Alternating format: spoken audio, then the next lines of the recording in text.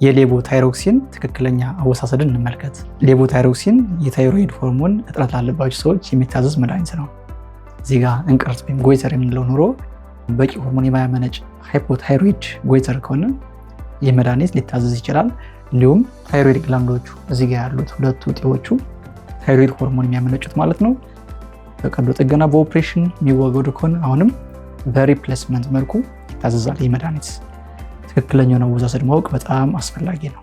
እንግዲህ የሚታዘዘው መድኃኒት ለህፃናት በሲረፕ መልኩ ይዘጋጃል። ለአዋቂዎች ደግሞ ታብሌት የሚዋጥ መልኩ አለ። አሁን በደንብ ማወቅ ያለብን ነገር በአፋችን ዋጥ ነው፣ በምግብ ማስተላለፊያ ቱቦ ኢሶፋገስ በኩል አለፈ፣ ጨጓራ ደረሰ፣ አሲዱ ጋር ይብላላል፣ ይደርሳል። በትንሹ አንጀት ክፍል ጂኦጂነም ኢለም በምንላቸው አብዞርብ ይሆናል። ከዛ ደግሞ ወደ ጉበት ይደርሳል። አሁንም ጉበትን አልፎ ነው ከዛ በኋላ ነው ወደ ደም ስር የሚገባው። አብዞርብሽኑ በጣም ማተር ያደርጋል። ምን ያህል ነው ደም ስር የሚገባው፣ ከምንወጡ ውስጥ ምን ያህሉ ነው ወደ ደም ስር የሚደርሰው የሚለው በጣም ወሳኝ ነጥብ ነው። ይህን በህክምናው ቋንቋ ባዮ አቬይላቢሊቲ እንለዋለን።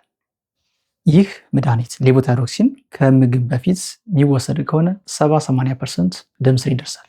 ከምግብ ጋር የሚወሰድ ከሆነ ግን 50% ብቻ የሚደርሰው። አስቡት 100 ማይክሮግራም የሚወጥ ሰው 50 ብቻ እንደሚደርሳ ማለት 50 ጥቅም ላይ አልዋለም ማለት ነው። ስለዚህ ትክክለኛው አወሳሰድ ከምግብ በፊት 30-60 ደቂቃ ቀድሞ መወሰድ አለበት። ጠዋት ከምግብ በፊት 30-60 ደቂቃ ቀድሞ መወሰድ አለበት። ለምን? አሲዲክ ኢንቫይሮንመንት ይፈልጋል። ጨጓራ ላይ ያለው አሲድ መድኃኒቱን ብሬክ ዳውን አድርጎ ዲዞልቭ አድርጎ አሟምቶ ሰባብራው በቃ ጥቃቅን ነገር አድርጎ ወደ ትንሹ አንጀት ክፍል ያስተላልፈዋል። እዛም ጂኦጂነም ኢለም የተባሉት ትንሹ አንጀት ክፍል ላይ አብሶርብ ሆኖ ወደ ጉበት ያልፋል፣ ወደ ደም ስር ይገባል። አሲዲክ ኢንቫይሮንመንት ይፈልጋል ነው። ከምግብ ጋር ሲሆንስ አሲዱን ይቀንሳል፣ አብዞርብሽን ይቀንሳል። እንዲሁም የምግብ ፓርቲክሎቹ ደግሞ ሌላም ኢፌክት አላቸው፣ ችሌት ያደርጋሉ። የመድኃኒቱ ፓርቲክሎች ጋር አብረው ስቲክ በማድረግ በመያያዝ ችሌት በማድረግ ኢንሶሉብል የሆነ ላርጅ ሞሌኪውል ክሬት በማድረግ አብዞርብሽን ይቀንሳል። ሌላ ተጨማሪ ኢፌክት ማለት ነው። ስለዚህ ከምግብ በፊት ይወሰዳል፣ እንደ ጨጓራ መድኃኒት ማለት ነው። ለሚጾም ሰውስ ግዴታ ለዚህ ብሎ ጾሙን መሸር አለበት? ለሚጾም ሰው ደግሞ ሌላ ኦፕሽን አለ፣ ሌላ አማራጭ አለ።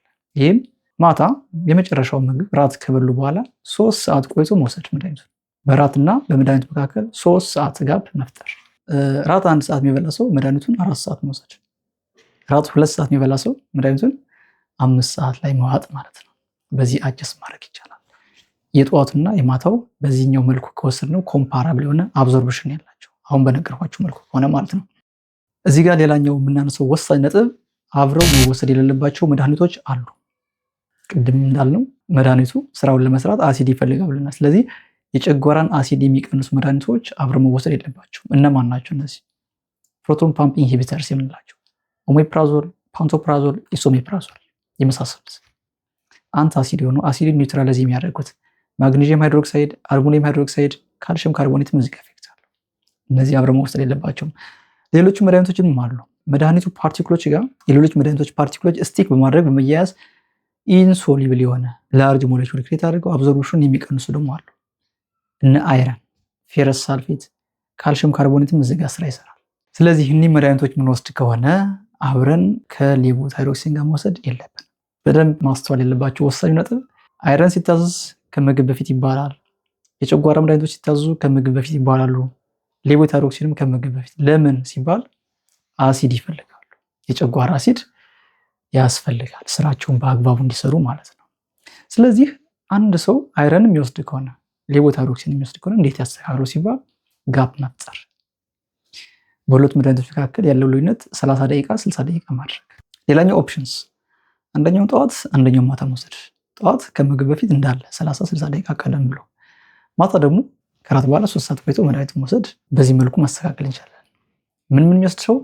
አይረን እና ሌቮታይሮክሲን የሚወስድ ሰው፣ የጨጓራ መድኃኒትና ሌቮታይሮክሲን የሚወስድ ሰው በዚህ መልኩ አጀስት ማድረግ ይቻላል። ሌሎችም እንደዚሁ ቅድም የጠቀሷቸውን በዚህ መልኩ አጀስት ማድረግ ይቻላል ማለት ነው። እንግዲህ 100 ማይክሮግራም እየወሰድን 30% ብቻ አብዞርብ መሆን የለበትም። እኒህ መድኃኒቶች ችሌት የሚያደርጉ መድኃኒቶች አብዞርብሽኑ 50 በታችም ሊያወርዱት ይችላሉ። ማለት መድኃኒቱ ውጤታማ አይሆንም ማለት ነው። ስለዚህ በዚህ መልኩ አወሳሰዳችን ልናስተካክል ያስፈልጋል። አጠቃላይ ሌቮታይሮክሲን የተመለከተና ታይሮይድን በተመለከተ ጥያቄዎች ካሏችሁ ኮሜንት ላይ አስቀምጧቸው፣ በጋራ እንመለከታቸዋለን። በቀጣይ በሌላ ቪዲዮ እስክንገናኝ ድረስ ሰናይ ቆይታ እመኝላችኋለሁ። ሰላማችሁ ይብዛ። ነው።